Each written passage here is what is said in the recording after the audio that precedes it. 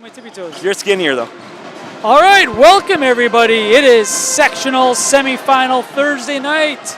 We have a good one for you. It is the top two seeds, correct? In this half of the sectional, the Rhinelander Hodags taking on top seed, the Shawano Owls, right? Hawks, I believe. Hawks. Birds. Yes, birds. Birds of a feather flock together.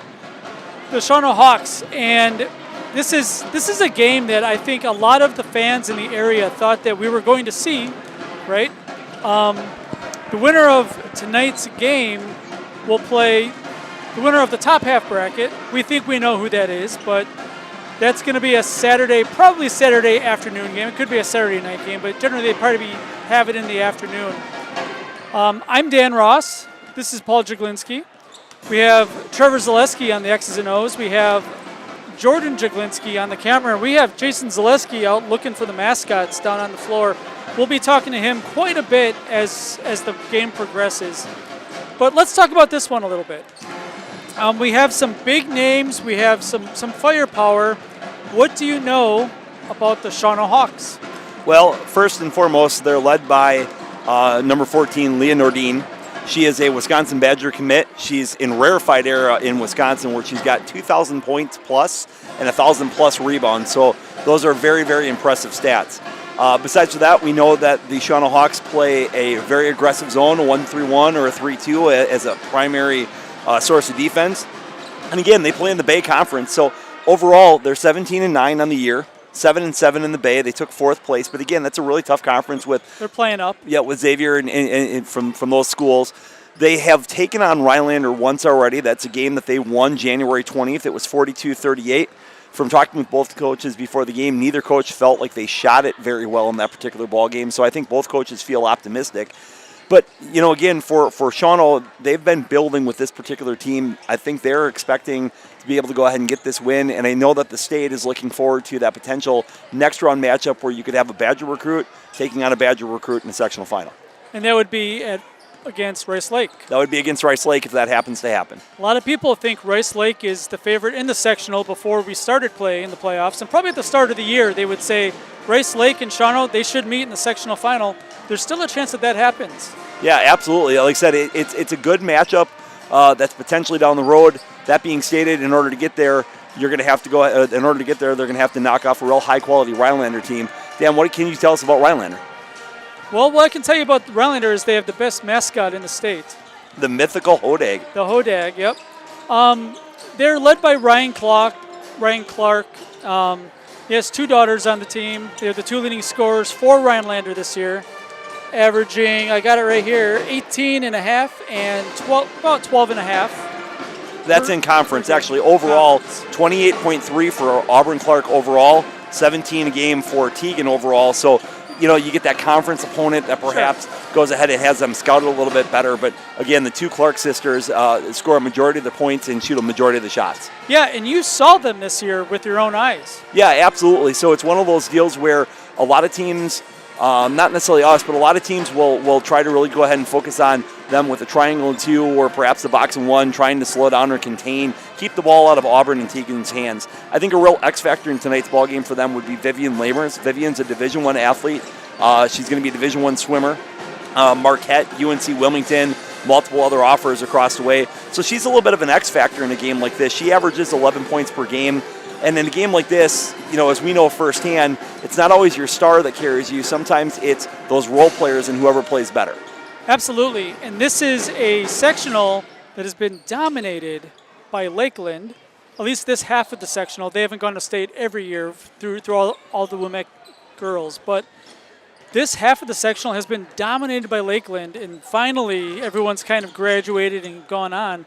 This is a once-in-a-lifetime opportunity for these teams. Yeah, absolutely. It's one of those deals where I know that both coaches kind of stressed that to us in the pregame, that they felt like, you know, it's a familiar opponent. These two teams play each other a lot year after year. And both coaches, I think, were taking a look at it. So in a game like this, Dan, going back to your coaching days, what do you think is most important? How do you get the kids to settle in? What's most important, especially when you play a familiar opponent like this? Yeah, you know, if it's a familiar opponent or it's somebody that you don't know, it's about keeping to what you do. right? The pregame is the exact same. Your talk before the game is the exact same. You want it to be as normal as you possibly can, because once it starts deviating from that, then things get a little bit wonky, right? And especially for some of the younger players on the team, you never know how they're going to come out. Yeah, absolutely. Lots of busy night around the network from that regards. Let's talk about that just a little bit in terms of how that goes. I think we got 10 seconds, right? I think we've got 2 minutes and 10 seconds. All right. Yep. All right. So on the network tonight, you can find De Pere and Spash. Dan, you want to go rapid fire? You make a prediction? Sure, why not? I will take De Pere in a close one. Okay, which is a matchup there. Over at DC Everest, we've got Wittenberg and Mosinee. That's a rematch from early in the year.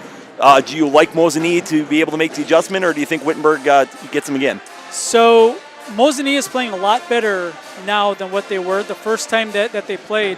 Wittenberg is undefeated, and you have probably coached an undefeated team pretty late into the season, and the longer that goes, the more pressure is kind of built. But Wittenberg has not made it to the Resch Center, at least not lately. Right? They've always run into the Xavier, of course, Xavier being now up a division. Yep. So what's the official Dan Ross prediction? I'm going to take the Chargers. Okay. In round 3, you've got Neilsville and Regis. Regis won at Neilsville. Neilsville won the most recent contest in the Clover Belt crossover. Who do you like there? Oh, man, there's some really good games tonight. I mean, Sectional Thursday is usually the best games in the state, right? We've talked about this off the air, obviously, because these are the 1 and 2s. A lot of times in the sectional final, it's blowouts, right? Because one half stronger than the other.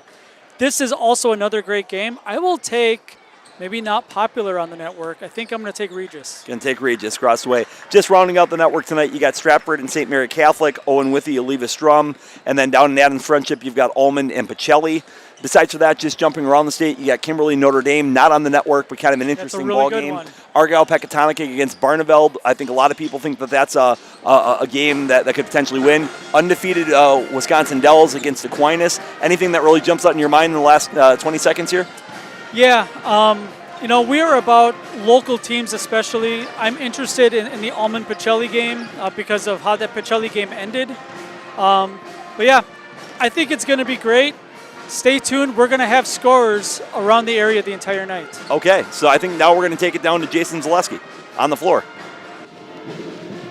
All right, here with Shawano Hawks head coach Ryan Koenig. Coach, you played this team earlier in the year. What did you and the girls find out about that game that gives you confidence here tonight? Just, the style of play, we're familiar with them, they're familiar with us. It should be a good game. Every time we play them, it's a good game. So whoever executes the best tonight, holds teams to one shot, that's who's going to win. All right, and obviously Leah, she comes with a lot of credentials, a lot of that. What do you want to see out of the other girls and Leah to get them going also right away? Yeah, just passing the ball, playing as a team tonight, that's really important. Not trying to get 5 points with one shot, and that's what we've been stressing all week. And then the other girls, when they're open, be ready to shoot and hit the shot. And then whether offensive or defensively, what do you want to see out of your team the first 4 minutes? Just the communication. We need to really communicate on defense what we're doing, and then hustling and getting every loose ball tonight. Thanks, Coach. Good luck today. All right, guys, that was Ryan Koenig, head coach of the Shawano Hawks. We'll take a short commercial break, and we'll be with Rhinelander Hodeg's head coach Ryan Clark right after this on Zaleski Sports.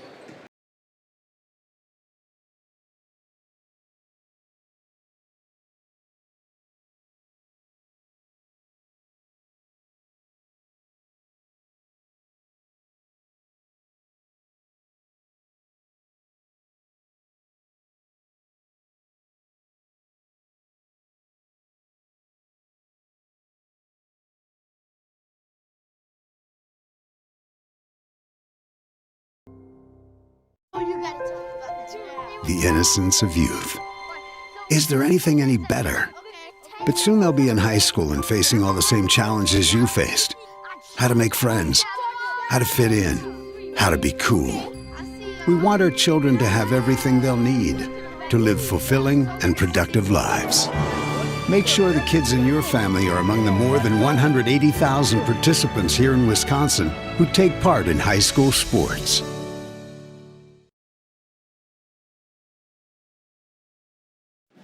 All right, guys, Jason Zaleski here with Rhinelander Hodeg's head basketball coach, Ryan Clark. Coach, You saw the Shawano Hawks earlier in the season, came out on the losing end. What did you and the girls see, and what have you prepared for that'll give you a different outcome here tonight? Yeah, we got to play them about 6 weeks ago. Very solid basketball team. It was a good game. It was a 4-point game. For us, our keys will have to be take care of the ball against their zone defense. Leah Nordine's really tough on top. If we can take care of the basketball, try to execute a little bit better, and then we got to defend and rebound. Obviously, they got a premium player on their side. What do you tell the girls about defending all 5 on the floor? Yeah, just do our stuff. Like don't overplay one kid because everyone else gets an easy shot. So match up, stick to our defensive execution and game plan, and we'll be okay. And then the first 4 minutes, what do you want to see out of your team? Settle in. Just settle in. It's a great atmosphere. Both teams are excited to be here, but just get to our stuff, settle in, and just be. I want to see them communicate, and we'll be okay. Thank you, Coach. Good luck. Thank you. All right, guys. That was head coach Ryan Clark of the Rhinelander Hodags. The Hodag Band is here. Dan, there are no mascots here tonight, so my job became a little easier, not having to chase down a Hodag or a Hawk. People that watch our network know I love the mascots an awful lot. But I think we got a good one here. Again, they, like the coach has said, they played 6 weeks ago. They know each other. They think they know how to get the job done here tonight. Paul, Dan, let's see who does get the job done tonight. They call him the best in the business for a reason. What that reason is, we're not really quite sure, but ladies and gentlemen, the world-famous Jason Zaleski. Absolutely. We are just about ready to get underway. We are going to have the national anthem, and then we'll have the starting lineups.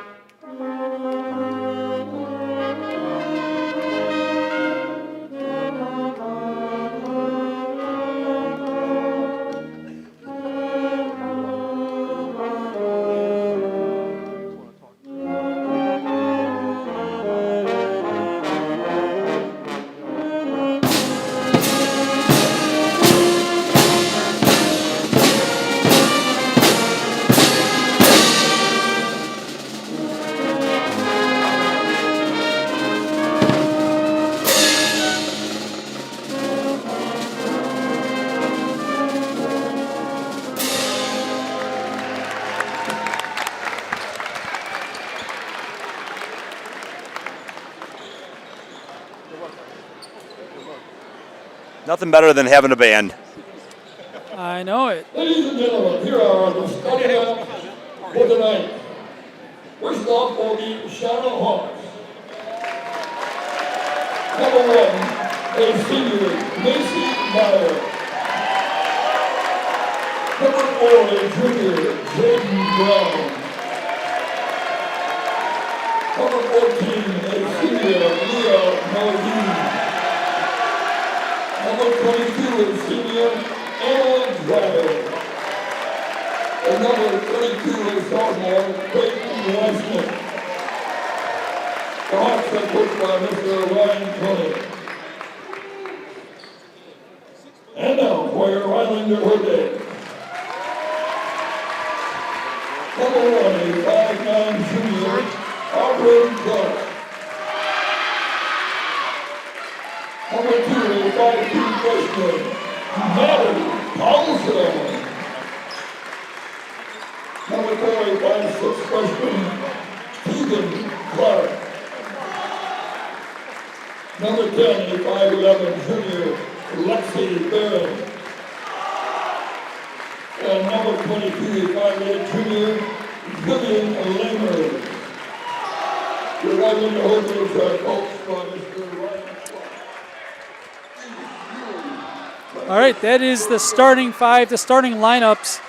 Just a couple things to wet the palate a little bit. Leah Nordine averaging 26 and 13, right? We talked about a 2,000, 1,000 point rebound player. That's incredible. I have not seen that this year. The other thing I will say is I need to go to more big school basketball games because that band was good.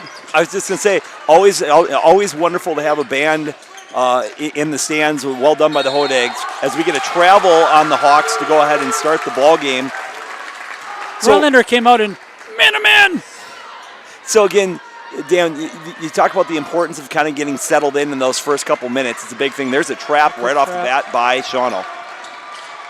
Rhinelander able to get out of it. Little shot fake.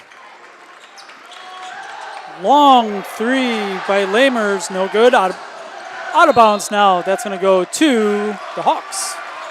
So again, we kind of talked about, once again, not only the importance of settling in, but what this background is like to shoot again. So even though Rhinelander has played here in conference, there is a little bit of an opportunity to go ahead and get an adjustment in. Yeah, both teams are going to try to trap at half court. They're going to try to trap all over the floor, honestly. Knocked out of bounds. Quick hands by Tegan Clark. Rhinelander, without a senior on the team, starting 2 freshmen tonight. Number 4, Tegan Clark. Number 2, Madeline Paulson. Here's Nordine touching the ball for the first time, trying to do something with it. Little high-low action. Don't have the first baseline out of bounds play of the night. Baseline out of bounds plays, Dan, in a game like this could be very important. There's something that you execute, and typically you run something like this where you look to go ahead and get that score. Pretty good look at it. Good defense, though. Hodags come down with the rebound. Both teams are going to try to run, and both coaches before the game said that it was a low-scoring game the first time. They don't really want a low-scoring game, but I think we're probably going to be in for one. So I would say this is that 3-2 zone look, maybe the 1-3-1. There's a steal by Nordine, and she knocks it away. That's going to be the first foul. I think it's going to be on Tegan Clark.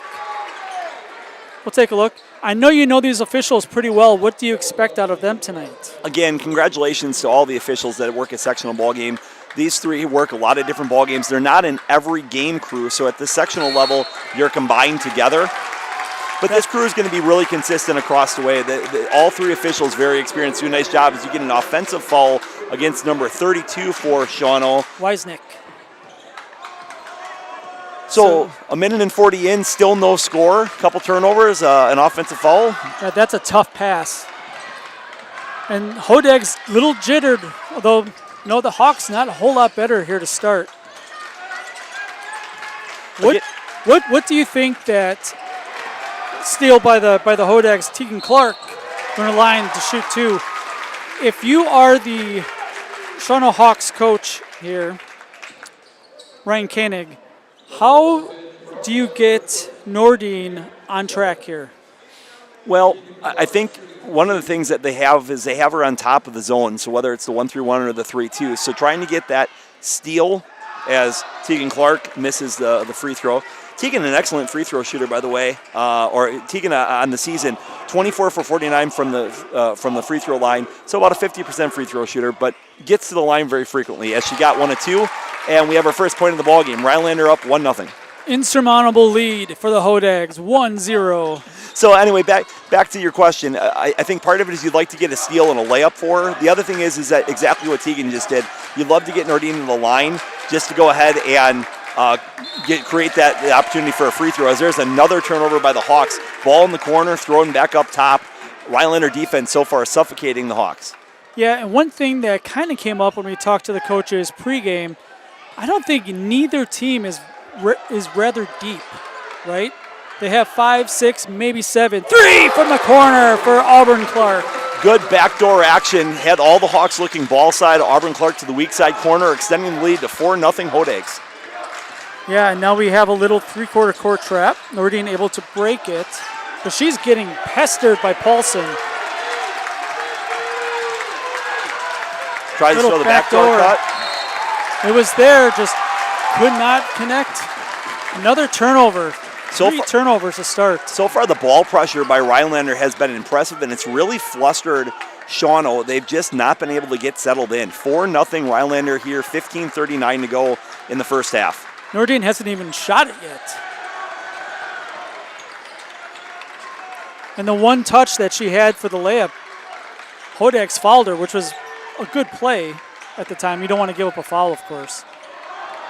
Near turnover. Little slip pass. It was there for an instant.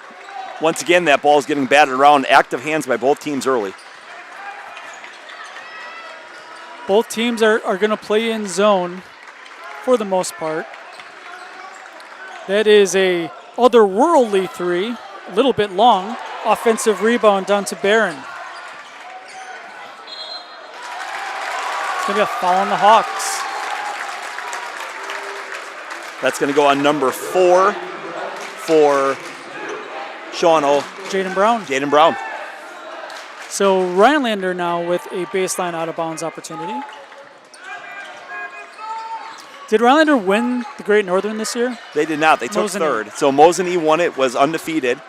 Medford was second, and both Mosinee and Medford swept the Hodags, so Rhinelander took third. Okay, is Medford still alive? Or no, they got beat, didn't they? Medford got beat by Rice Lake. There is Nordine on the board with an in-rhythm three, making it 4-3. I bet you that feels good for her to go ahead and see that ball go in. That was pretty. That's going to be a turnover, or it's going to be off of Shawano. Okay. Kind of a nice in-between call. You don't have to call foul, and the Hodags keep the ball. As your coach, I think you're like, okay, thank you. And there's going to be an illegal screen. So again, they tried that backdoor action just the same way they were opening up Auburn the first time. Unfortunately, got caught for the moving screen. And now we've got one of those on each team as well. That foul is on Barron, her first. Into the ball game for the Hodags, number 13, Ellie Cummings. Rhinelander showing the 1-2-2, something you're pretty familiar with. Nordine all the way to the basket, 2 more. Can't let her get that far downhill, especially with her dominant hand. It's going to be a long night for the Hodags if that's the case, and that gives the Hawks their first lead of the night. 5-4, 14 minutes to go. Yeah, Once again, that ball is tipped by Nordine up top. Someone's got to step in. Can't let her get to the basket for easy ones. At least make her work. 3 from the outside by Cummings is good. Into the ball game and immediately going ahead and making an impact. 7-5 Rhinelander is a back-and-forth contest we go. It's a bold strategy. That's a Paul Jaglinski type of move. Well, defense, what the other 4 kids on the floor are for. I gotcha. It's all good. Coming off the bench, fire immediately. Dreyer doesn't get it to go. Nordine doesn't get the follow. See the Hodags get in transition. Clark into the paint. Tried to draw the foul. Probably a good no call there.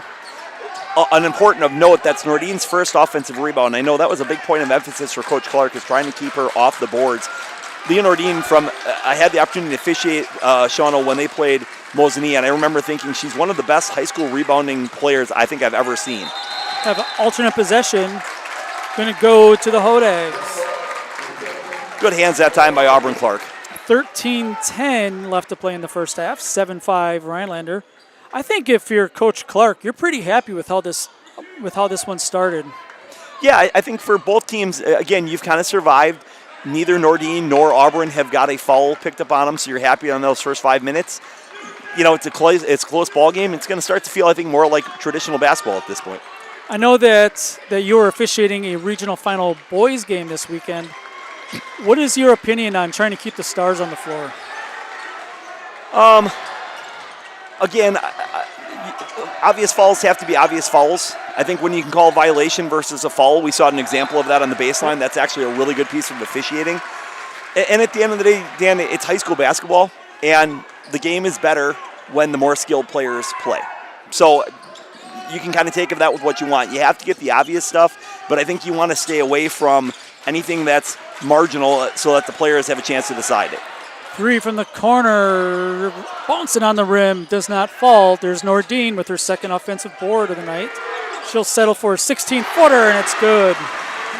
Boy, Dan, I'm impressed. Like, she did a really nice job on that rebound of going ahead and creating space with that little step back, and then a really nice-looking jump shot. Stepping into a long 3, a little bit short. Nordine with another rebound. Now we got a one-on-one foul. They're going to call it on the floor.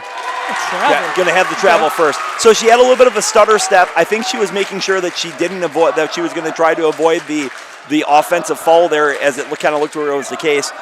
Again, 7 points for Shawano, 7 points for Nordine at this point. 7-7, 12 minutes to go here. Ooh, that's a questionable pass. Got away with it, though. Great diagonal look. And one. Really good find. Slip pass underneath. Barron going to go to the line. Try to complete a three-point play. That is the second on Wisnick. Hawks going to have to go to the bench. Trying to complete the three-point play. Missed it left. Nordine with another rebound. So free throws and rebounds, Dan, are something that typically win close games. 1 for 3 for Rhinelander to start from the free throw line. Not something that you're going to take a look at. And there's going to be the first foul on Auburn Clark, and that's going to send Nordine to the line. Yeah, Coach Clark, as a point of emphasis, said that his team has to stay out of foul trouble, especially the Clark sisters have to stay out of foul trouble and going to try to run defense to try to prevent that as much as he possibly can. Nordine has been to the line 208 times this year. She's a 61.5% free throw shooter. Is that good? It seems like a lot of free throws at that point. She goes ahead and knocks down the first one, tying the ball game. I believe that's going to be at 9. I don't think they've updated that yet, right? 8. Oh, 9-8. Okay. This is the tie. All right. So now it's tied at 9. You know what? We don't get paid at all, but we definitely don't get paid to do math. They told me there would be no math involved. I can confirm this. I'm really impressed with how far Shawano is pushing the Rhinelander offense off of the three-point line. It does open up a lot of space, but those are long passes to try to attack the basket. So Coach Clark trying to move Auburn Clark to the corner. You know, what you've seen a lot of tipped balls up top so far. As Auburn is triple teamed. In some trouble. The Shawano fans right behind the basket did not like that call. Hey, the Shawano fans, credit to the Shawano fans. They were cheering missed layups in the warm-up line. That's pretty impressive. Yeah, you love to see it. Little shot fake. Pass to Auburn Clark. Runner is good. Once again, Hodeg's take the lead, 11-9 in a back-and-forth contest here, Dan. I expect this to be close the whole way through. Yeah, the Stars are playing well, and that's what we want to see tonight. Steal by Tegan Clark. Rhinelander with a chance to add to their 2-point lead.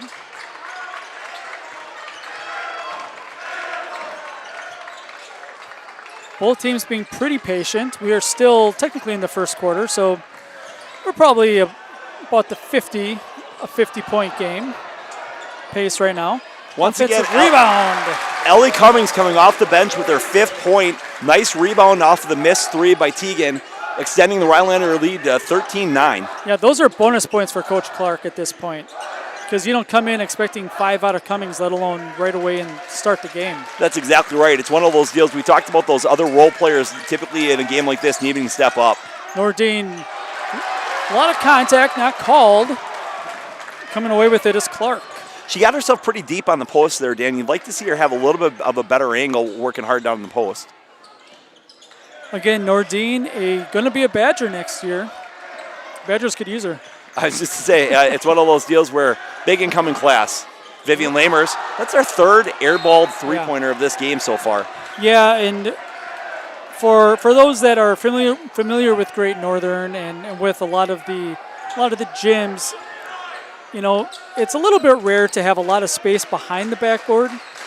And I asked Coach Clark before the game whether they shoot well in this gym, because obviously Rhinelander plays here once a year.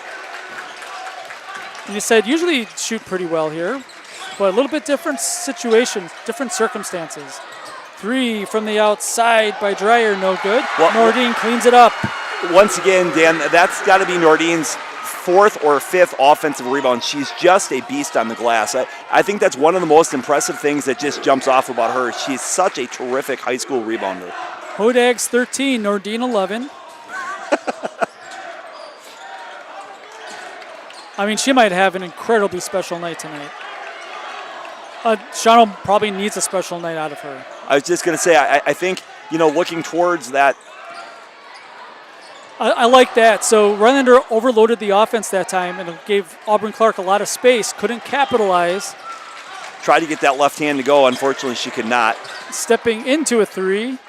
Around the rim, no good. Nordine with another offensive and rebound. that's going to be big on that. That's going to be Auburn Clark's second foul. So with 8:39 to go here in the first half, Dan, Auburn Clark now has 2. So a decision coming for Coach Clark. Do you leave Auburn on the floor or do you not? And if you do leave her on the floor, do you keep her on Nordine or do you have to go ahead and put her on somebody else? Well, I think if she stays in the game, she has to move off. I'm not Coach Clark, but if she gets a third, that changes the entire complexion of this game. But he's leaving her out there. A lot of faith. 4 for 4 at the line for Nordine. She has 13. That ties the game up at 13. So this is going to be. This looks like this is a little bit more of a traditional 3-2, kind of going away from the 1-3-1. There's that X pass to the weak side. Nordine comes over and steals the ball away. Yeah, she makes up a lot of ground. She's everywhere on the defensive end. And she always seems to be in the right place to get rebounds. Good pass underneath. There's a bucket by number 22, Anna Dreyer. She had 8 points the first 2 times that these teams played, Dan, and was kind of an X factor for them on the first go-around. So Shawano with the lead, 15-13. Yeah, Shawano has not led for much of this game. I think one other possession so far. An adjustment by the Hodags. So you saw Auburn Clark previously down below on the corner. Now she's up top, working the top post. Great find by Auburn down low. Unfortunately, Cummings could not get it to fall that time. Yeah, I think you definitely want to take a dribble and get a layup there. Absolutely. That being easy for us because we're not playing. That being stated, Ellie is not the tallest of stature. And it's one of those deals where it's tough to say when you got that type of length coming at you. Great minutes by Ellie, and back in the ball games comes number 2, Madeline Paulson. Yeah, that's 2 on Barron. So 2 starters for the Hodags now with 2 fouls. 7:35 left to play in the first half. Quick moving game. Nice pass and cut. Unfortunately, unable to get the layup to go. It's going to be Hodag ball. We have the tumblers behind us. We have grade schoolers, gymnastic practice behind us. Good times. I'm watching some of the moves and I'm already sore in the morning, just so you're aware. Like at my age, I'm no longer flexible enough to think about gymnastics. I had a procedure on my shoulder and it just aches and I'm not even doing anything. I'm standing here.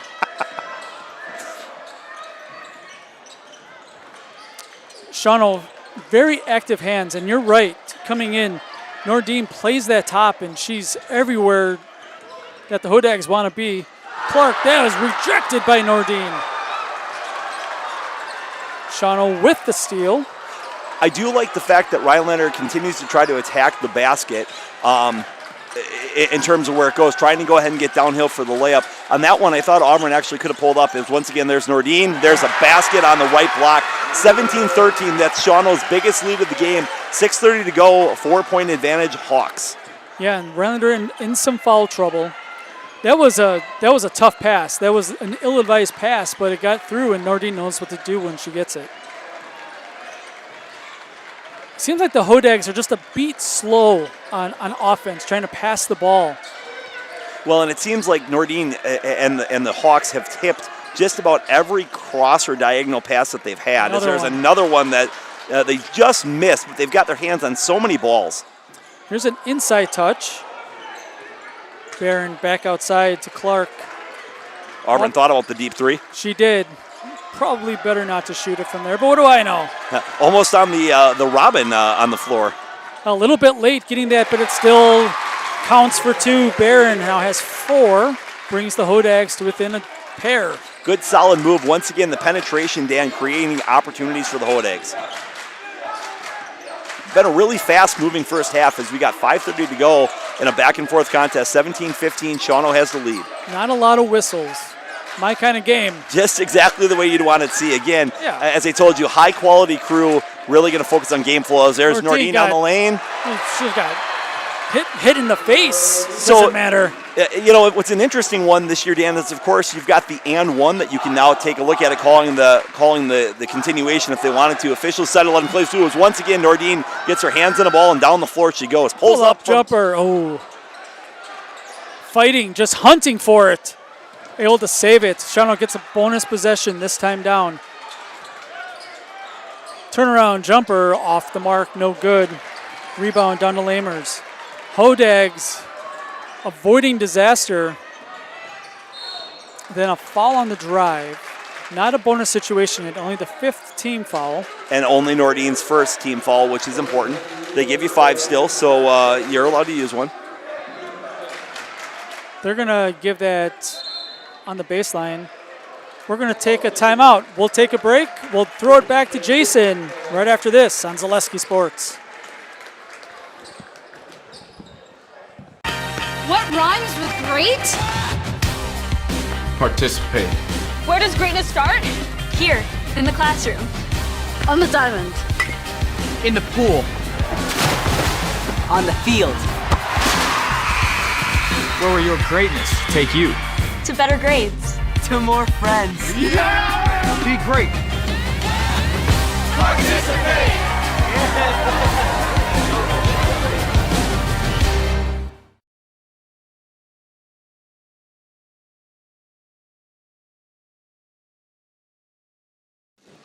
And welcome back to Anago.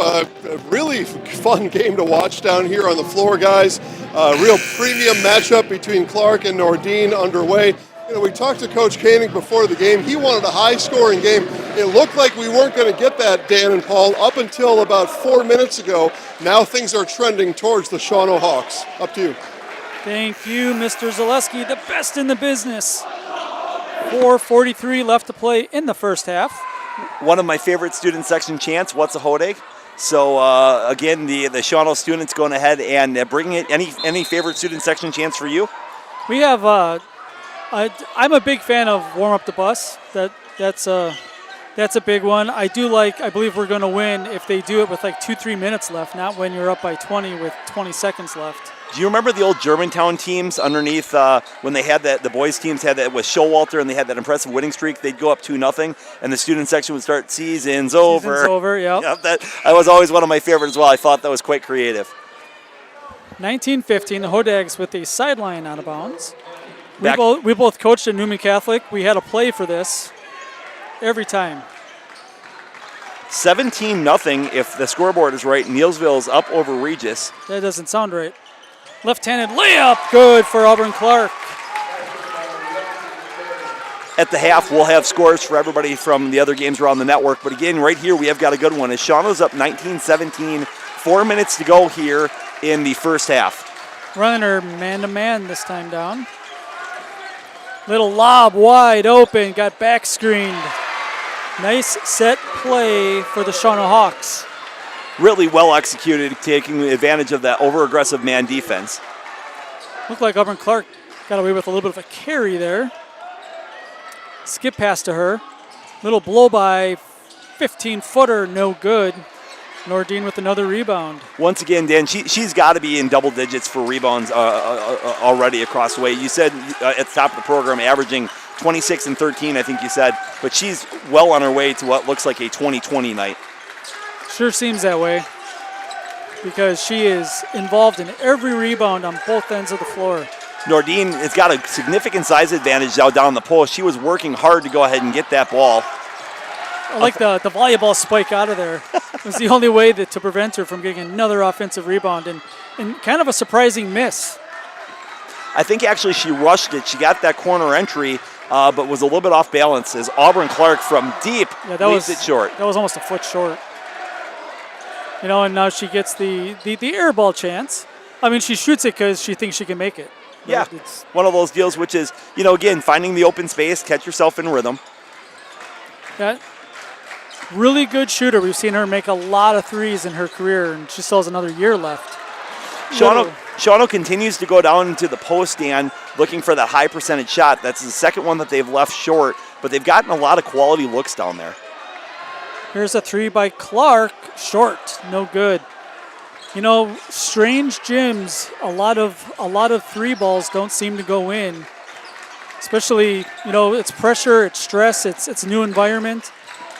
But shooters shoot. You know, they got to believe the next couple are going in. There's a wild circus shot by number 4.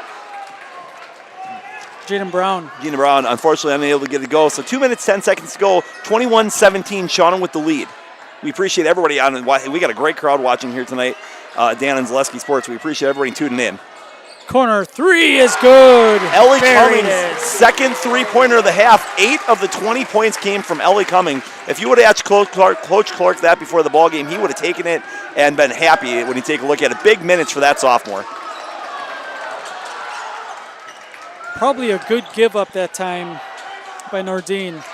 Nice take that time by Jaden Brown as she went ahead and took the crossover to the basket. 23-20, minute 30 to go here in what's been a very entertaining first half. It has been a fun one so far. A sectional final berth on the line. Skip pass, Clark.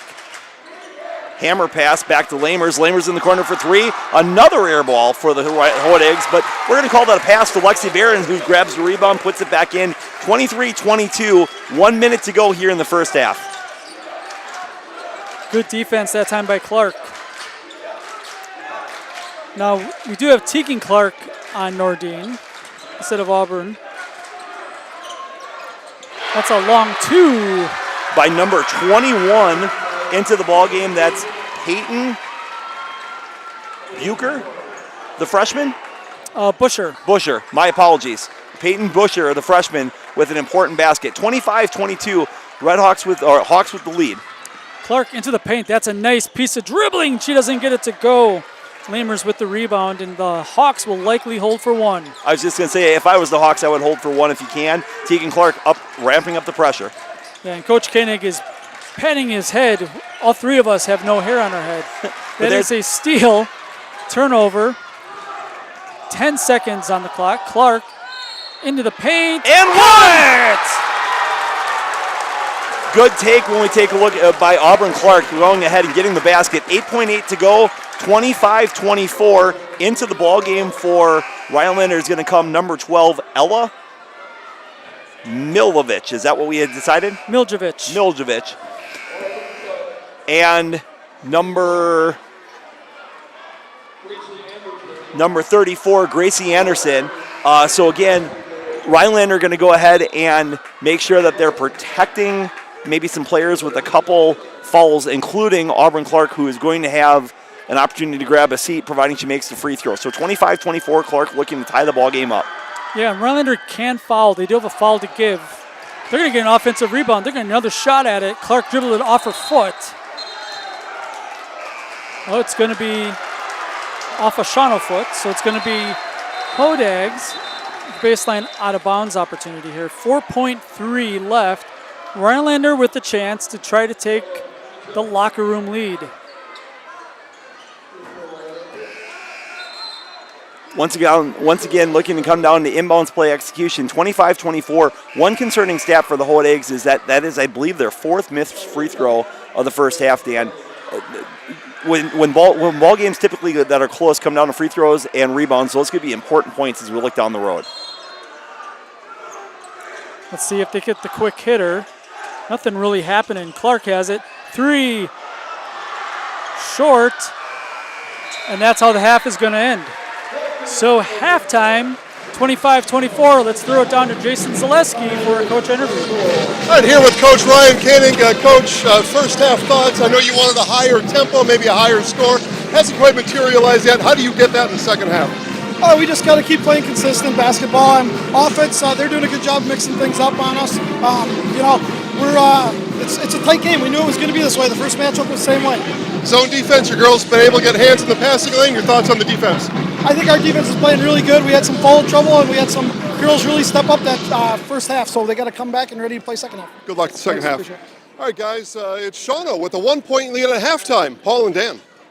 Yeah, we're going to take a break. We are going to get some scores for everybody, so stay tuned. We'll go over first half analysis, some scores, some stats, some figures. We got a whole lot coming for you right after this on Zaleski Sports.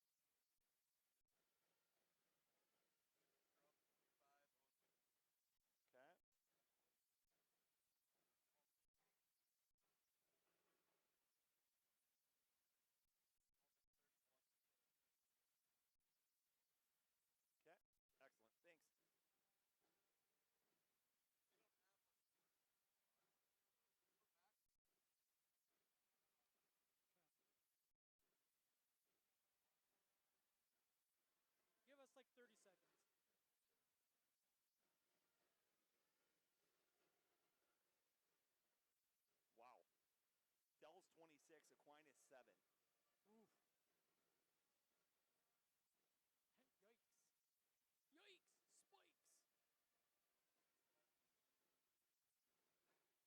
will talk for a while. You can keep looking at scores. I'll go through leading scores and stuff. Sounds perfect. All right, welcome back. It is halftime. Sectional semifinal, the Shawano Hawks leading the Rhinelander Hodags 25-24. A little under 7 minutes left on the halftime clock. Going over some of the leading scorers, we'll start with the trailing Hodags. A really solid half for two players in particular. That's Auburn Clark, who has 9 and has controlled the offensive flow of the game for the Rhinelander Hodags. But how about Ellie Cummings coming in off the bench with 2 triples, 8 points overall. A surprise as she averages just a couple a game. So 8 in the first half for Coach Clark is a heck of a boon. Lexi Barron has 6 points, 1 point for Tegan Clark. What I would say about Rhinelander in the first half is they have not taken advantage of their opportunities at the charity stripe. 1 for 4 at the line, and when you're talking about 1-point games, that is a really big stat. Yeah, absolutely. So the good news is that they're getting downhill and they're in this particular ball game. But, free throws are free for a reason, right? You're supposed to be able to go ahead and take a look at that. Shout out to the Illinois women as they knock off Michigan State in the Big Ten tournament. Congratulations to Illinois. Again, Shauna Green doing an excellent job over there. Looking at the Shawano Hawks, we knew that Leah Nordine was going to have a big impact on this game with a 2,000-point career score, 1,000 rebound career rebounder, 17 in the first half. And I think she had the first 15 or something, or a lot, at least the first 13 points for Shawano in this one. She has been, as advertised, ends up with 17 points in the first half. 4 points for Anna Dreyer, 2 apiece for Jaden Brown and Peyton Busher. You have seen Nordine. You have officiated her. She looks like the real deal. Yeah, again, I think she is. She was obviously a Miss Wisconsin basketball top 10 finalist. Didn't make the top 5. There's been some conversation about that, which is a little crazy to me, but which I think kind of makes sense. But again, she's been every bit as good as advertised tonight. I think you talk about her points and her rebounding. But it's amazing how many balls she's tipped. She had a big block early in the ball game on Auburn Clark. She's really kind of done everything for the Hawks. So I'm going to come back to you and ask you in just a second, what adjustments do you make to shut her down? I just want to make sure that around the network and around the state, a few other scores to go ahead and pop out. So over in Pulaski, Spash is leading De Pere 30-18. I got that one wrong. Over at DC Everest. That is going to be a common thread here, I'm sure. Over in DC Everest, Wittenberg is up at Mosinee on the half, 32-28 in a close ball game.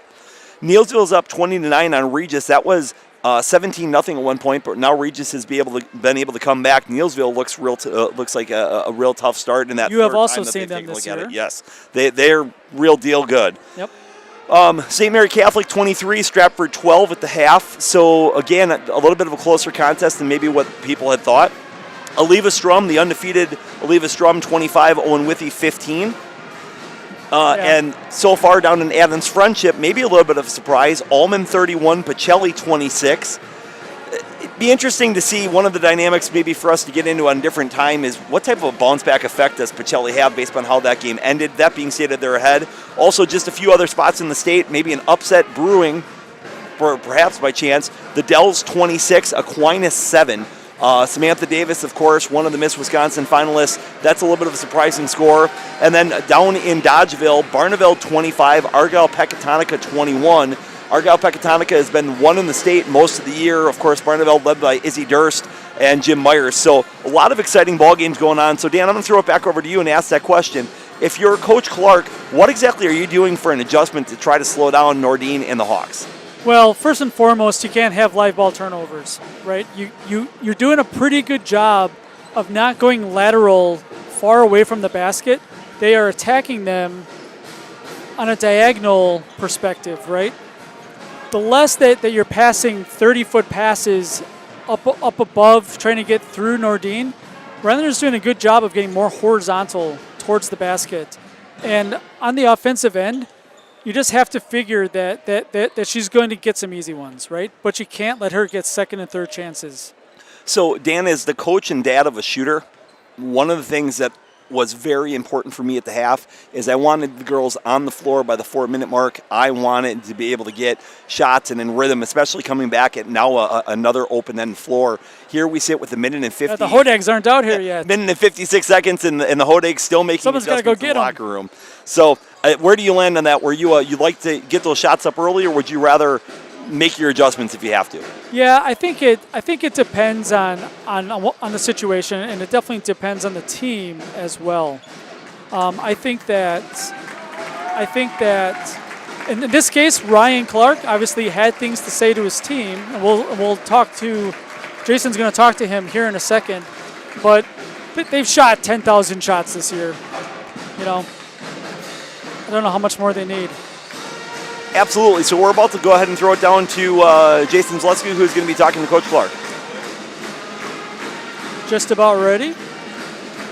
Jason, throwing it down to you. All right, guys, live here with Rhinelander Hodag head basketball coach Ryan Clark. Coach, if I told you it was a 1-point game at halftime before the game started, are you happy with that? Yeah, we'd be happy with that, but Nordine has 17 of their 24 points, so that's a concern for sure. Scoring and rebounding, so we got to find a way to be a little bit better defensively, but it's anyone's game right now. We're right into it. We just got to execute all the way through. Zone defense on their end, hands are in passing lanes. How do you overcome that? Pass fake and then look to attack the seams a little bit. They do a nice job. They're really long, but we got to be aggressive attack in there. Good luck, Coach. Thank you. All right, guys, second half in 30 seconds. Back to Paul and Dan. Yeah, so starting the second half, we have the starting lineups back up. We are assuming a little bit maybe that it's going to be the same starting five, and my eyes tell me that it looks like the same. They cut halftime short. The teams are ready to go. Let's go. Shawano ball, of course, going ahead, switching ends of the floor. We'll see if they fare a little bit better on that end than what the Hodags did with shooting. Hodags come out in a real aggressive man-to-man.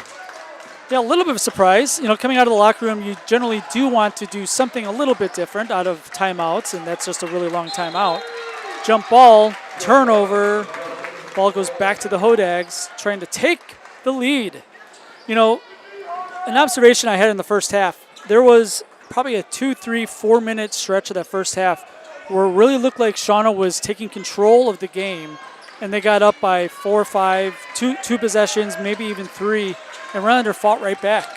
Yeah, absolutely. I don't know if either team has had a lead bigger than 4 points, so we've had a lot of back and forth in this game. There's a great drive by Auburn Clark. Unfortunately, couldn't get the finger roll to go, but a good look coming out of the half for Auburn. Yeah, and really got to try to attack Nordine, right? Maybe have her pick up a second and maybe a cheap third or something just to put the thought in her mind that she can't be as aggressive. She missed that one left.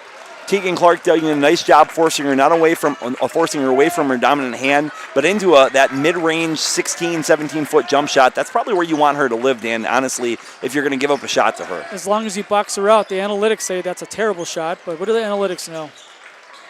Little spin in the lane. Can't get it to fall. Ooh. Lexi Barron's almost traveled. And then Vivian Labers throws it away in the corner. Ball don't lie. It's 16:39 to go here in the second half, 25-24. So similar to the first half, both teams having a little bit of a hard time taking the lid off the basket in the second half. We should probably check to see if people are yelling at us on the feed. I am on the call, so usually I'm saying lots of things wrong. Generally speaking, I'm relatively confident that the audience will love me. So it's probably got to be just you, Dan. So it usually is.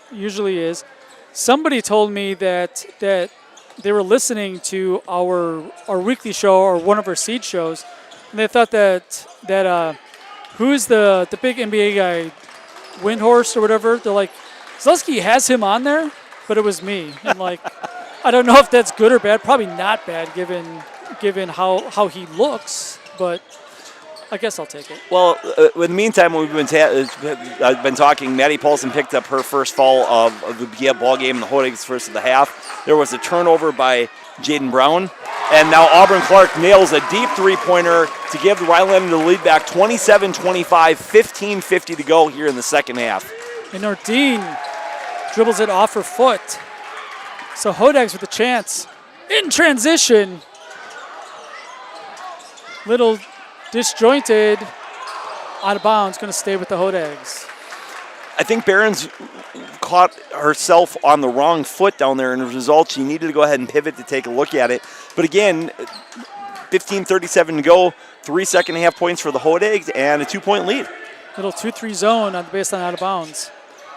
Turnover. Thrown away by Lamers, looking for Tegan Clark on the diagonal pass.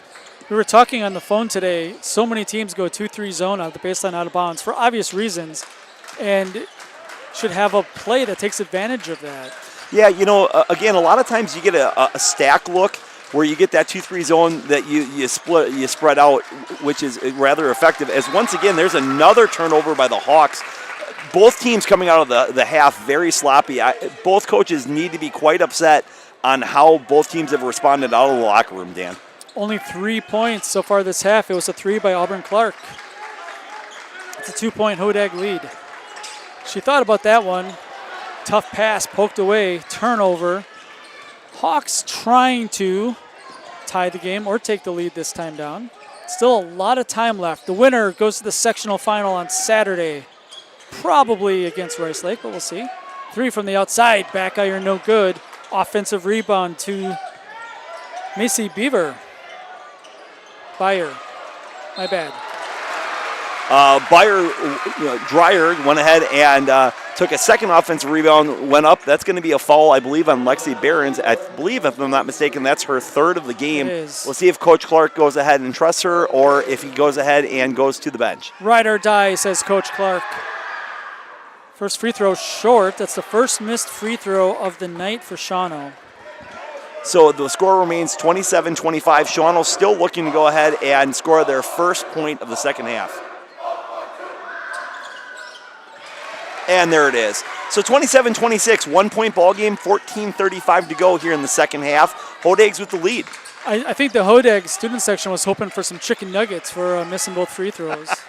Corn dogs, Jackie. Corn dogs. Yeah. 1 for 2, though, at the line. It's a 1-point game. Nice dish, corner, 3, good for Tegan Clark.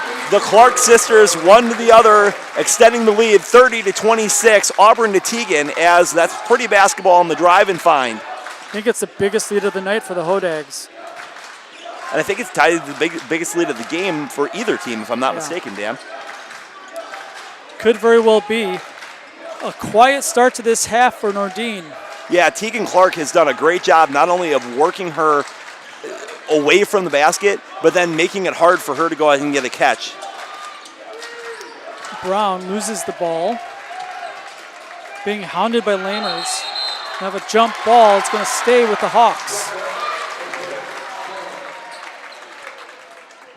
Brown gives up quite a bit of size to Lamers up front in this particular ball game, so it'd be interesting to take a look at it. That's a couple times they've tried to put Nordine down on the post to get her a post touch against a smaller Tegan Clark, but so far they've been unable to work the ball around to her. There's a lob. Doesn't catch it cleanly. It is saved. This is a deep 3. Good! That's what the Hawks need to stay in this. A 3-pointer by Byer. Huge basket for the Hawks, cutting that 4-point lead just to a 1-point advantage. 30-29, 13-15 to go here. And there is going to be a turnover by the Hodags, and up in the open floor comes Nordine. This is going to be a basket, Dan. It has to be. Oh, and she misses the layup. Well, especially because there's no way Barron could do anything because she was going to pick up her 4th foul. That was exactly my point. There was no way Barron was going to go ahead and challenge her. She was going to go ahead and give her the best of the Olay defense that you could. But fortunately for Rhinelander, Nordine misses the basket. So 13 to go, 30-29. Rhinelander continues to have the lead. It looked like she crossed over the rim and got a little bit behind the backboard. It just made it a little bit more difficult of a shot. Good defense by Barron, honestly. Sometimes, Dan, layups are hard. That one's missed left. No good. Lamers with the rebound. Especially when you get that momentum kind of going that way with that offhand. So good rebound when you take a look at it. 12:30 to go. Rhinelander continues to maintain their 1-point lead. Looks like we're back to the 3-2 zone for the Hawks. Clark cutting into the paint. finds her sister, driving underneath the basket, post touch, travel. Yep. Hey, we got WJFW here. Nice of them to make the trip. Always nice to have the hometown news station covering the hometown team. Also, I see over in the crowd we've got the world famous Melissa we met. How about a shout out to Melissa in the crowd? She is widely loved at Lakeland. I was at Lakeland for the Pacelli game, and she was the star of the show. She's not even coaching anymore. We're going to have a jump ball. It's our 4th of the half, and it is going to be Rhinelander basketball. Of course, Christina, Juliana, all playing for UW Green Bay. They're just headed down to the Horizon League tournament down in, I believe, in Indianapolis. I think it's at Butler University, if I'm not mistaken. Beautiful facility. Myself and Jason Zaleski took in an NCAA tournament game the year that the COVID year, it was after COVID, where they had the entire tournament within about a 20-mile radius. It was awesome. So Butler's great. Once again, Nordine going ahead and getting the dig on the Auburn-Clark high post touch, getting the kick out. Shawano once again looking to stay in that 3-2 zone. Yep, and there's a tip. And that ball is going to be ahead to Nordine. I bet you she doesn't get this one. Yeah, you betcha. 31-30. Nordine taking her time to make sure she got that one on the right-hand side. And back and forth we go as the Hawks retake the lead with 11:15 to go.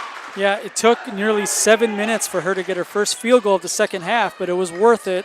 Hawks back up on top. And again, Dan, I think you got to give a lot of credit to Tegan Clark, who's been doing an excellent job on her. Pull up three, short, no good. Looked good from where we were. We're in the corner, so that doesn't mean a whole lot. You're going to get a drive to the basket by number 22. Once again, good defense by Tegan Clark going ahead and shutting down that driving lane. 10:48 to go, 31-30, and back into the ball game comes number 13, Ellie Cummings, replacing Madeline Paulson. Yeah, and again, Cummings had 8 first-half points, probably doubling her season average in the biggest game of the year for the Rhinelander Hodags. Maybe the biggest game that they've had in a decade, maybe. Would you say that's a Cummings of age moment for her? I thought we weren't going to do this tonight. Oh, sorry. No dad jokes. I was informed I only get one, so that was kind of where it was. Love it. I love it. Looks like we are going to have a timeout. We'll keep it here. So 31-30, Shawano leads. Rhinelander with the ball. If you're in that huddle, and I know that you've been in that huddle quite a bit at Assumption, what are you saying to the girls if you are a Hodag? Well, I think right now you have to really go ahead and talk about ball security. Live ball turnovers are really kind of a difference maker in this ball game. It was a difference maker in the first ball game, and I think you want to really go ahead and value that basketball. You want to make sure you're getting shots up, Dan, and you want to make sure that whatever it is, you're not giving them easy baskets, because you've found a way now to slow down Nordine. You know that this game's going to be in the, probably high 30s, low 40s. So those easy buckets are really going to be a difference maker in this ball game. Yeah. How about if you're Shawano and you've come out and you have 6 second half points, what are you saying to your squad? I mean, do what you do best. Get tips, get in transition the best that you can. Nothing is coming easy here in the second half. If you're able to get more breakaway transition layups, you're going to win this game. Just, they've been hard to come by. Coach Clark once again moving Auburn down to that corner. This is this 3-2 zone this time down. Little slip pass, nice looking 2 for Barron. Good downhill penetration by Auburn Clark, leaving the dump off for Barron, who's able to get the bucket. 32-31, Hodags back in the lead. Yeah, this has been a good one so far. 10 minutes left to play. The winner plays to go to state. Ball is lost. Nordine lost it on the way up. Then a live ball turnover right at the basket. And then finally, Dreyer makes the Hodags pay. Good defense by both teams. Taking a look at the response, ended the results in a layup 33-32. Shawano back in the lead. Clark, long 3, short. That one barely grazed the rim. Nordine, little 3-on-2. She has the numbers. Tipped out of bounds, going to stay with the Hawks. I'll tell you what, Auburn Clark has had a bunch of good looks in this ball game tonight, Dan. Unfortunately, she's been unable to knock down a high percentage of them, but you got to keep going ahead and shooting those shots. And if you're Coach Clark, you got to be happy with the look she's getting. How about a shout out to our camera person? Doing a heck of a job tonight. For her first time. Nordine, outside, 3, good! Kind of a surprise 3 for Wesnick. Huge basket for Weisnick as Shawano back to a 4-point lead, 36-32. Rhinelander really needs a basket, and to that point, Tegan Clark lines up a 3. Around the rim, no good. Fighting for the rebound underneath is Dreyer, and now Shawano with a 4-point lead and the ball. We're into the fourth quarter. We call it the witching hour here on Zaleski Sports, just like the red zone. Running, layup, good! Wonder if Coach Clark is going to take a timeout here. Let's see what he does. Great runner by Jaden Brown going ahead and getting downhill to go ahead and extend this to a 6-point lead, the biggest of the ball game for either team. 38-32, 8:30 to go, and what's been a very entertaining contest here. Thank you to everybody for joining us on Zaleski Sports. Feels like a little bit of a danger zone time for the Hodags. You got to get one. Doesn't have to be a 3. You just need to get a good look, maybe an offensive rebound. Out of bounds, it's going to stay with the Hodags. You would say that it's Kenny Logan's time, and not because we're about to foot loose. It's definitely danger zone time, Dan. It feels that way. Are you surprised that Coach Clark didn't take one there? I am a little bit surprised, to be honest with you. But again, in a close game, perhaps he's trying to take a look at it to make sure for clock management down the stretch. Could be. But I would venture to guess if they don't get a bucket here. Clark passed up a shot for a better shot. Correct. Didn't get it to go. But you'd like to see her get that ball in rhythm. She's going right hand opposite of where it was on the fader. If Shawano gets a bucket here, you almost think Coach Clark has to call one to go ahead and get regrouped here, Dan. Yeah, and Shawano needs to get the ball to Nordine. Timeout, Shawano. That's a good timeout. Let's take a break. We'll come back 30 seconds, but something from, is it a 30? It's a 30 second. It's a 30. Then let's just, he wants it. Jason, go ahead.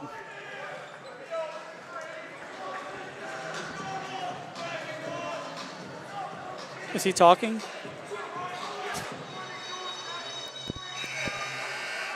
We apologize for the technical difficulty. We are unable to hear Jason Zaleski. We apologize for that, folks. It's been a really joy to watch this game here in person tonight. I hope you're all having fun watching it wherever you may be. Again, it was a 1-point game at the half. Shawano trying to get into this rhythm here a little bit, and Leah Nordine and the rest have kind of picked up the pace just a little bit. Shawano timeout here gives a chance for Rhinelander to regroup, see if they can climb back into this one, guys. Thank you, Jason. Some technical difficulties. We don't blame Dan. I get blamed for things all day long. It's fine. I just have a face with that people love to blame things on. So Shawano with the ball and a 6-point lead, biggest of the game for the Hawks. Nordine, a little hesitation. Pull up, Jay. Good. Gets the roll. Big time bucket from Leah Nordine, extending it to a 40-32 lead, 7:20 to go. Rhinelander needs a bucket, and they need to go ahead and get it quick to settle themselves down. 21 for Nordine. Turnover. Little baseball pass to Nordine. Whatever works. 8-point lead. Shawano can be patient. And then wide open down the lane for 2 more. Coach Clark's going to have to go ahead and talk about taking the timeout across half court. Timeout, here it comes. Full timeout for Ryan Clark as it's a 42-32 lead, 6:54 to go. Let's take a break. We'll be back in 30 seconds with more Jason Zaleski right after this.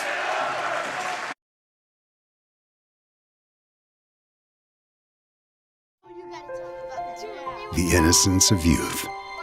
Is there anything any better? But soon they'll be in high school and facing all the same challenges you faced. How to make friends, how to fit in, how to be cool. We want our children to have everything they'll need to live fulfilling and productive lives. Make sure the kids in your family are among the more than 180,000 participants here in Wisconsin who take part in high school sports.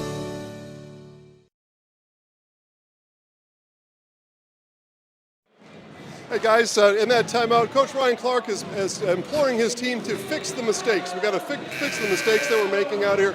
That last pass from Nordine downstairs was just too easy, but that's the type of player she is. She can pick up that whole team and carry them, but Coach Ryan Clark wants his girls to fix the mistakes to finish out this game, guys. The best in the business, Jason Zaleski. You know, he loves being in front of the camera. Yeah, just on a serious note, you get a sideline reporter, you get a sectional ball game, you get some inside the huddle coverage. Again, as a coach, just tell you, very fortunate to have Zaleski Sports and this type of coverage. So 42-32, 6:50 to go, Rhinelander down 10. This feels like a very important possession to go ahead and get a bucket. Yeah, the lights just turned off. It was weird. Is that a sign? I don't know. Is that perhaps is the Undertaker in the building? Rhinelander needs one here. 6.5 to play. Good look underneath. 2 more for Tegan Clark. Auburn Clark to Tegan Clark, and that's exactly what the Hodags needed. 42-34 with 6 minutes to go. Yeah, Nordine's going to have to keep the ball in her hands as much as possible. 3 from the corner. It was tipped. Out of bounds, going to stay with Shawano. Dan, also around the network, just for those that are kind of wondering, Spash with a late lead, 45-36 in their contest over De Pere. Wittenberg and Mosinee tied at 43. St. Mary Catholic pulling away from Stratford, 43-17. And Pacelli up 4 against Allman Bancroft. And there's a steal by Auburn Clark and an open floor reach, which probably takes away a layup. Good foul by Shawano. Very good foul. I'm a little bit surprised on that one that they forced the corner 3 as opposed to going ahead and running a little bit of Clark, making sure that ball stayed in Nordine's hands. But 6 minutes to go, 42-34. Shawano with the lead, Hodags with the basketball. Thank you, everybody, for watching us. Our viewer count is growing. We're nearing 600 people. That's a little bit intimidating, but thank you for joining us. Being part of something special on Zaleski Sports tonight, sectional semifinal action. Hodags down by 8, not out of it yet. Clark. She kind of got caught where she picked up that dribble there, Dan, just kind of halfway in between. Lamer's up top. Shawano with really nice defense here. Yep. Good team defense. Nordine moving her feet really well. Extra pass. Hodags trying to get up off the floor, literally and figuratively. Kind of a baseline out of bounds. They did not give her the continuation. Auburn looking like she's in a little bit of pain on the floor. Second on Nordine, so still not much of an issue there. Let's hope that Clark's okay. I mean, her leg would have to be falling off to come out of this game. I would think at this point, that would kind of be the case. So 42-34, 5:17. Auburn Clark's going to try to go ahead and battle through it.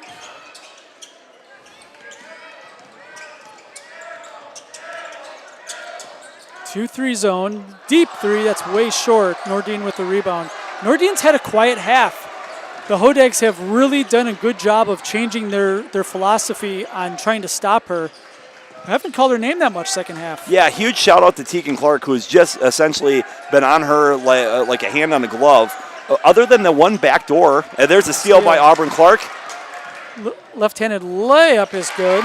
And just like that, back to a 6-point ball game. Timeout, Rhinelander. We're going to take a full timeout. All right, we'll be back in 30 seconds right after this on Zaleski Sports. What rhymes with great? Participate. Where does greatness start? Here, in the classroom. On the diamond. In the pool. On the field. Where will your greatness take you? To better grades. To more friends. Be great. Participate!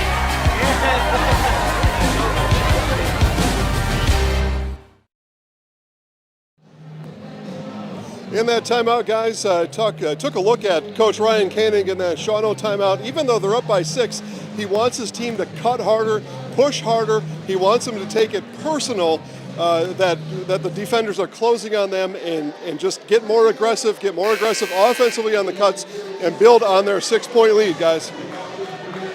Thank you, Mr. Zaleski. 6-point Shawano Hawk lead. It is going to be their ball, going the full length of the court. So coming out of the timeout, a 4-0 run cuts a 10-point lead back to a 4-point game. And now it looks like you're going to see Rhinelander go ahead and extend on a little bit of full court pressure. It's a good idea. Looks like it's just full court man, so Nordine dribbles it up past the timeline.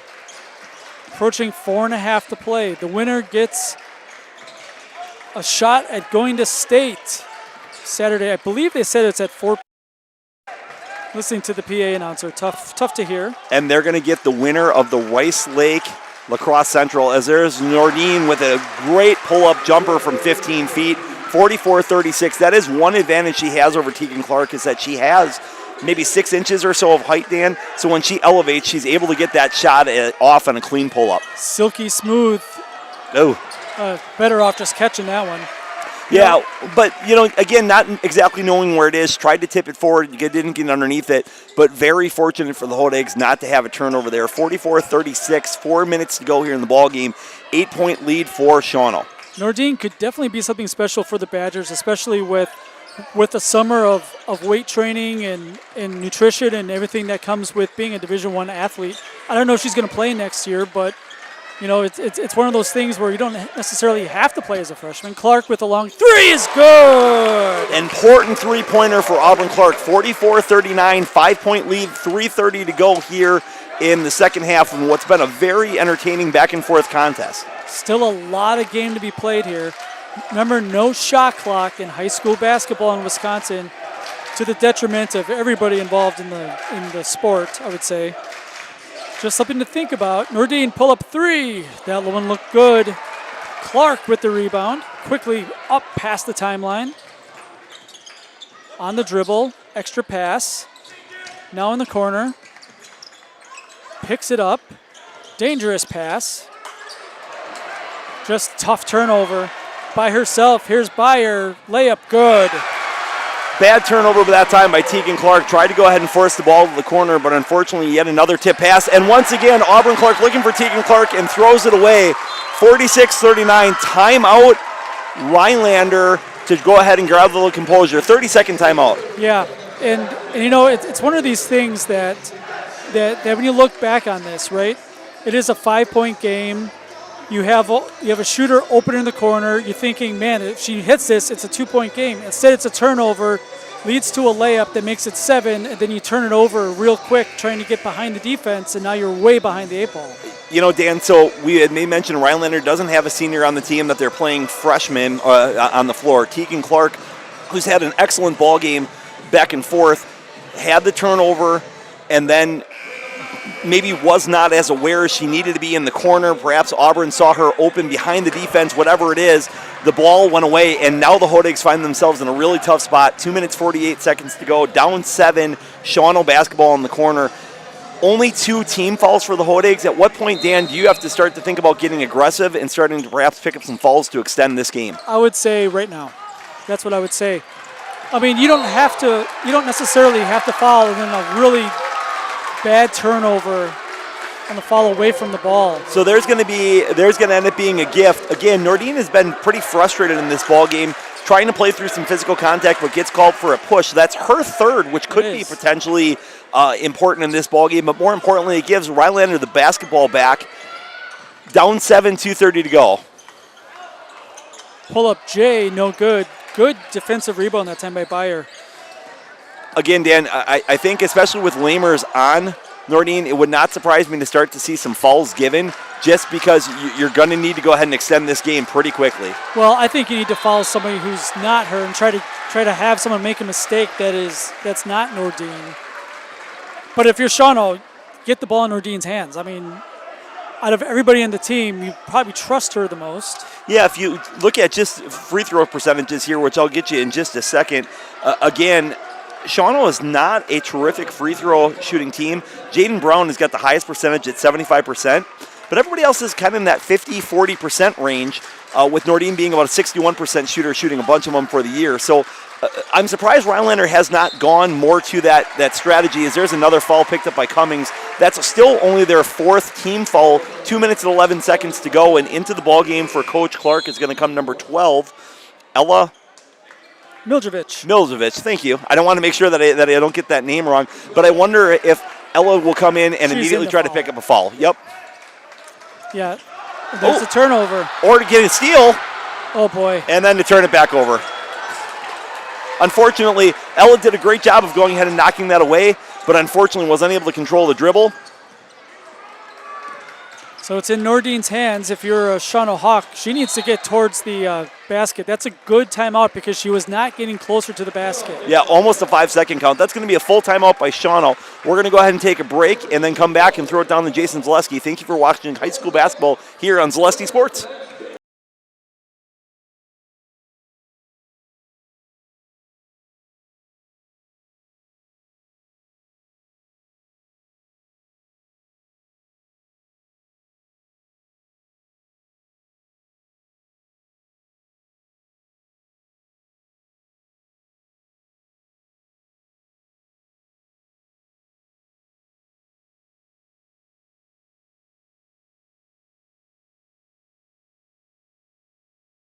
Wow, the Dells are guys, just Jason hammering. Zaleski here. In that timeout, Coach Ryan Clark, Rhinelander Hodeg's head basketball coach, no kidding, told his girls it's time now. We got to go for steals or we got to go for fouls. Wow. They only have 4. I did not 14 see that coming. fouls. They got 2 to give. They may need to send Shawano to the free throw line, so he wants his girls to go for steals. If we get a foul, so be it, because we're going to have to send them to the free throw line anyway.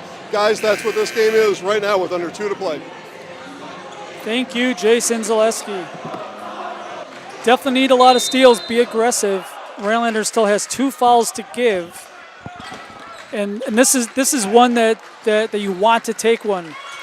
A 3 from the corner. I don't know why that was shot. That's an ill-advised shot by the Shawano Hawks. I understand the importance of aggressiveness. Unfortunately, Clark unable to go ahead and get the baseline drive to fall. 46-39. Oh, that's going to be a turnover by Nordine and up to the floor. Nice pass, but unfortunately thrown away. Unbelievable. Lamers could not handle that. Minute 27 to go, 46-39, Dan. They've had their chances. Yeah, the Hodags are letting this one slip through their hands literally right now. Shawano's giving the Hodags some chances, some opportunities. Another turnover by the Hawks. Man, nothing's easy, is it? No, at the end of the ball game, again, this is one of the wonderful things about sports, and going back to the coaching days, it's one of the most frustrating about sports. I am glad I'm here and I'm not on the bench tonight. I will tell you that. Definitely. So minute 25 to go, 46-39. Rhinelander down 7, but they have the basketball, Dan. They need a basket. They do. It doesn't have to be a 3, but a 3 would definitely help. In some trouble here. Push on Shawano. Again, Coach a little bit upset on that, but nothing hurt on that. It's one of those deals. Minute and 14, you're eating some clock up. Still a 7-point lead. Only the 4th team foul. No bonus free throws. No problems. I have that as the 3rd foul on Jaden Brown. How about this? 54-50, Mosinee leading Wittenberg over at DC Everest. Tegan Clark for 3. Got it! Shot. Big shot by Tegan. Would you say, I think the kids say that's pure. And there's a turnover by Nordine. Tegan Clark, the freshman, all fired up for Rhinelander. It's still a 4-point game. 61 seconds left to play.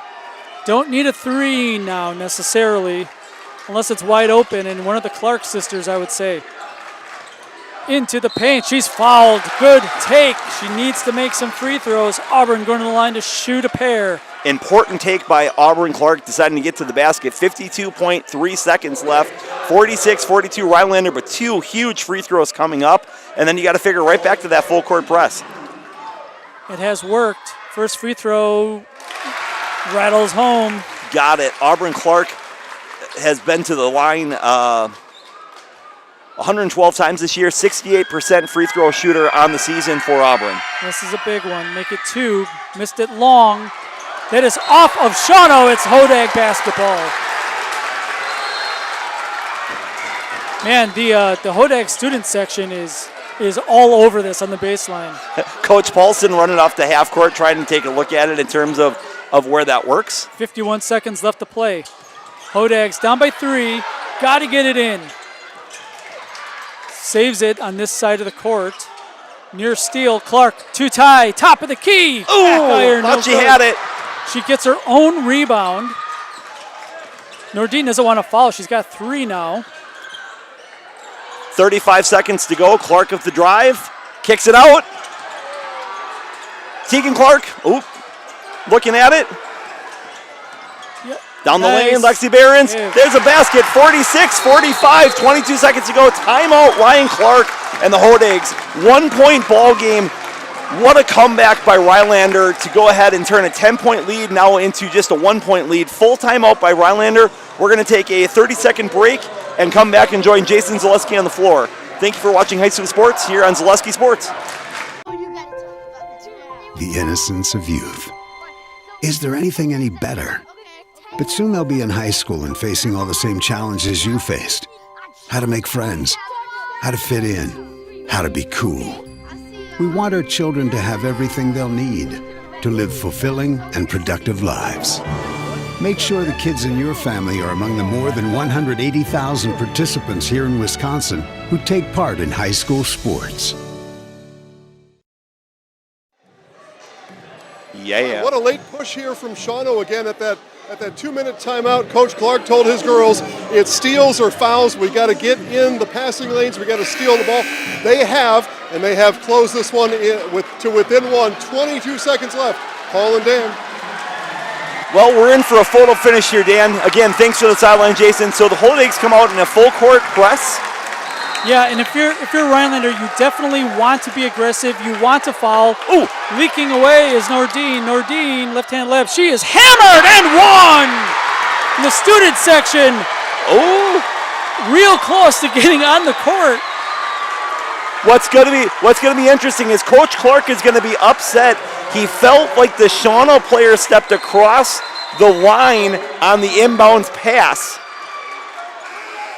So, and one bucket for Nordine, 48-45, one free throw to go for Nordine. But Coach Clark is going to be upset not only about the push-off against Tegan Clark, as you can see she's bleeding, but also very close to whether or not she stepped over the line to throw that long baseball pass. So when you're inbounding it, can you touch the line? Because you're technically still out of bounds. Your foot can touch the line, but as an official, you cannot break the plane. Again, we are looking right down the baseline. When I say it's razor thin, it was really close, which is why my initial ooh. And then again, a great pass to Nordine, who went ahead and scored the layup. Tegan Clark comes away with a little bit of blood. Yeah, and Clark got the foul. And what I would say is it's a 2-point game. Let her go. Right? So was that on replay? So the replay shows exactly what I said, that the step over was really close at that point. But anyway, you look at it, 48-45, 19 seconds to go. Shawano has got the lead. Shawano has got the lead. Nordine going the line to shoot an important free throw to make it a 4-point game. What are you telling your team if you're in the Shawano huddle, Dan? Well, I want to revisit that play. Okay, so there's the baseball pass. You're down by one. Let her score. Like, why even give up the opportunity to get up by 4? Jason, what do you think?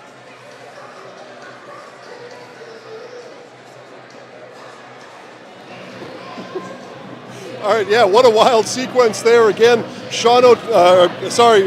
Rhinelander trying to close into those passing lanes. It leads to transition for Shawano and Leah Nordine. When you got to close out a game, you close it out with Leah. Yeah, absolutely. Again, I like the play design. Great pass.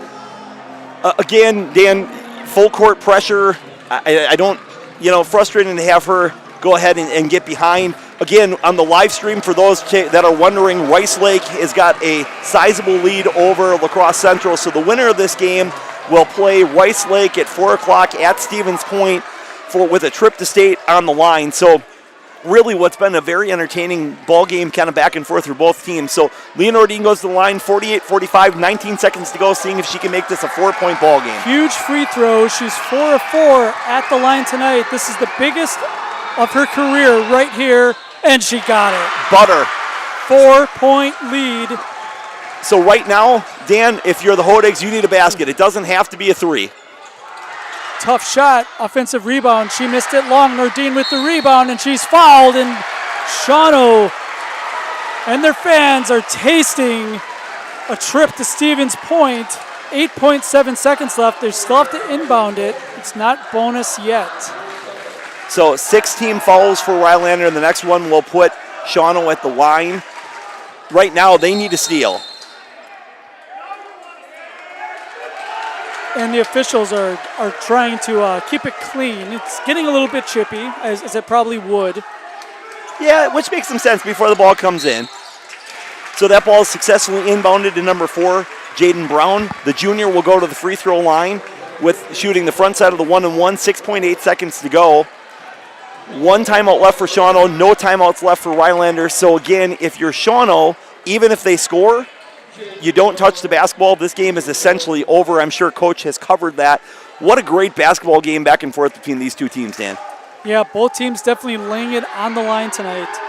This is Jaden Brown trying to make a free throw, and it's good. Wow, stepping up in the pressure situation, the 1-on-1. 30-second timeout. It's a 5-point game, 6.8 left.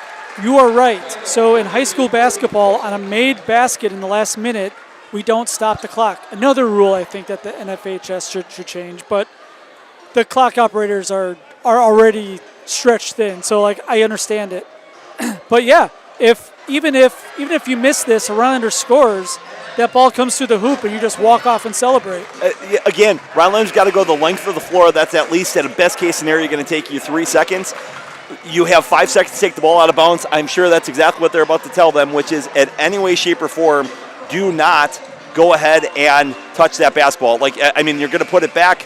Honestly, the best thing for Shawano at this point might be a miss, because at that point you have 3 dribbles and you come up 50-45. Shawano with the lead. Rhinelander with the heartbreak. They had multiple opportunities in this second half, Dan. It's been a really well-played basketball game, really well-officiated basketball game. It looks like Shawano's going to emerge victorious, and you're going to get the Shepley-Nordine matchup that was predicted and everybody projected. Wanted. Yep. No good. Rhinelander quickly up the floor, trying to draw contact. No good. Last second shot is good, but it's not going to matter. The Shawano Hawks advance to the sectional championship game to take on likely River Falls, 4 o'clock Saturday in Stevens Point. Rice Lake. Great job by the Shawano Hawks. I know that a lot of the Hodags they have their heads down. They're going to be back next year. They have almost the entire team back. Yeah, absolutely. Not a senior on that squad for Rhinelander. The Hodags went ahead and logged a lot. Let's go ahead and let's throw it down to Jason Zaleski down on the floor. All right, guys, final here is the girls are going to go to the floor. We'll talk to head coach Ryan Koenig. Coach, you wanted a little higher scoring game. Didn't quite get that, 50 points tonight. Talk about the mental part of that and how you're able to keep your girls mentally strong in a low contested game today. These girls are just so tough. I mean, we play 5 girls really. Our bench came in the first half and really gave us some good minutes in foul trouble, but they just don't want to lose. I've never seen heart. I mean, last year's team was the same way. These group of girls the last couple of years just love it. They just absolutely love it. What a great environment. I'm so proud that we pulled it off. Yeah, Coach, our last check, Rice Lake had a big lead, so likely Rice Lake on Saturday. What's your tempo with the girls tomorrow? Give them some rest and get them ready at the same time. Exactly. We got to go through our game plan for Rice Lake and then get some shots up and then play on Saturday afternoon. Congrats on the win, Coach. Appreciate it. I talked to our Zaleski Sports Highlight House player of the game, Leah Nordine. When you want to close out a game, you go to Leah. What is it about you that you're able to do that, especially in a game like this here tonight, to close it out in those final seconds? You know, it's just other teams have to respect me. I mean, I can hit the mid-range, I can hit the 3, and I can take it, and I just, I put the trust in my teammates. She made a perfect pass and won. I mean, that's just what we do. You know, it was going to be a battle with you and Auburn tonight. How did you get ready for that and just be prepared for this game? You know, she's a good player. I mean, we had her at practice. You got Auburn right here, and we're just on her. We know she's a shooter. She's a good shooter.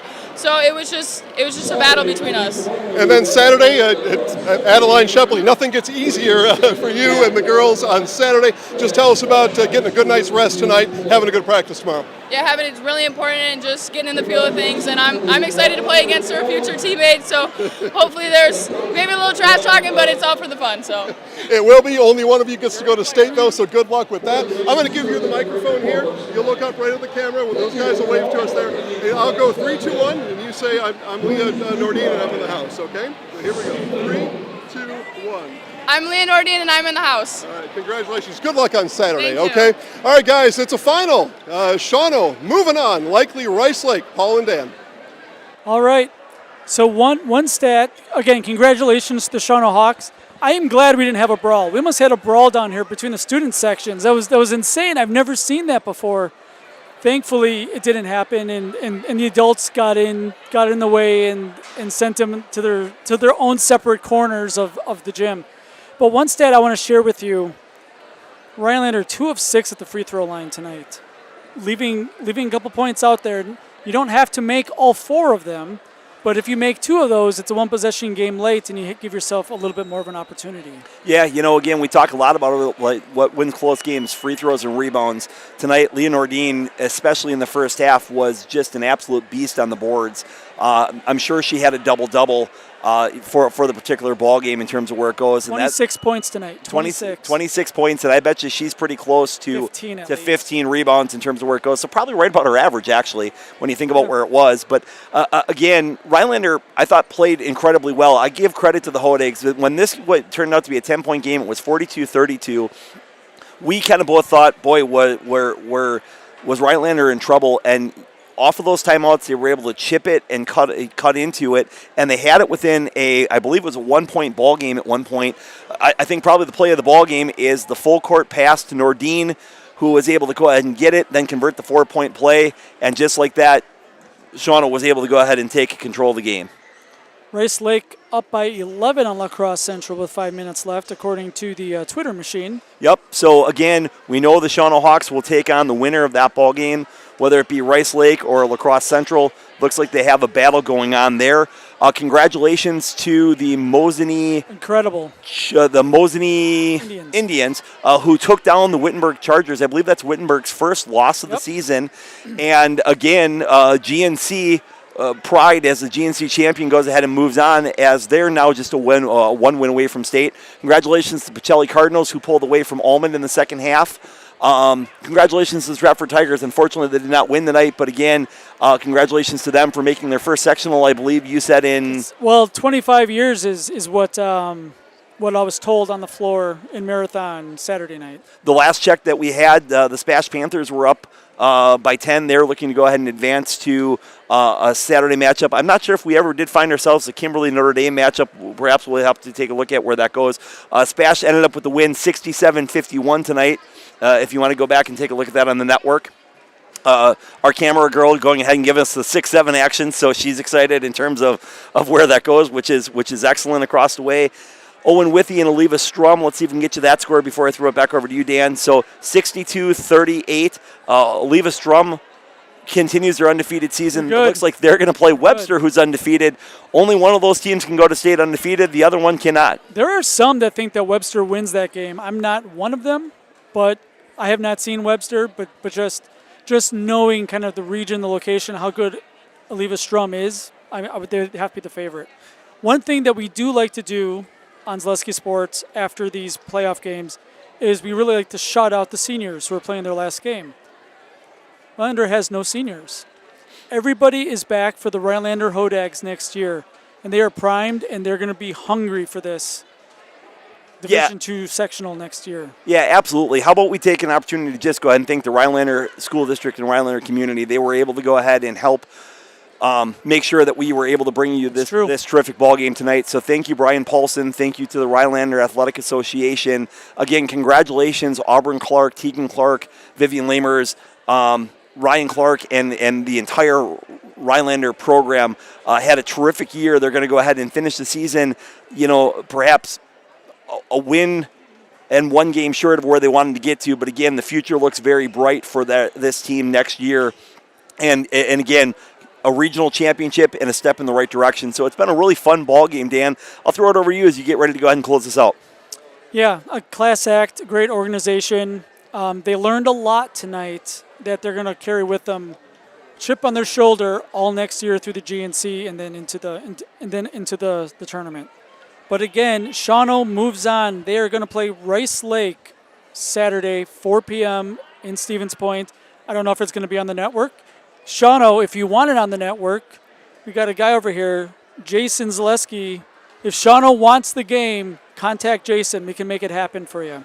Absolutely. Speaking of which, let's just go ahead and take a look at it tomorrow night or tomorrow on the network. There's a bunch of high school events that are going to be outstanding. First of all, Spash and De Pere hockey.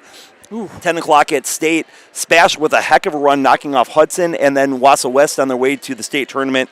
The 1 seed versus the 4 seed down there. But then tomorrow night, boys basketball action. DC Everest for Wisconsin Rapids, Kaukauna Eau Claire North, Marshfield Appleton West, Iola Crivets, Stratford Spencer. If you enjoyed Dan Ross tonight and you want to hear more of him on the call, tune in to Marathon and Colby. That should be a good ball game. Yep. Loyal Owen Withy, which should be another conference battle. Columbus Catholic Athens, if you're looking for just a random game to check out. Athens is better than what people think this year. 2-7, don't let the seeds fool you. That's a ball game Athens can definitely get across the way. Pacelli Newman, which is a great battle of the 4-5s. And then finally, Assumption versus Blair Taylor. That'll be Steve Maves and myself on the call. So if you're looking for a dad joke and an opportunity to go ahead and check out the Assumption Royal, feel free to check that out on Zaleski Sports tomorrow night. All right, for everybody here at Zaleski Sports, thank you for watching, and have a great evening. Stay safe.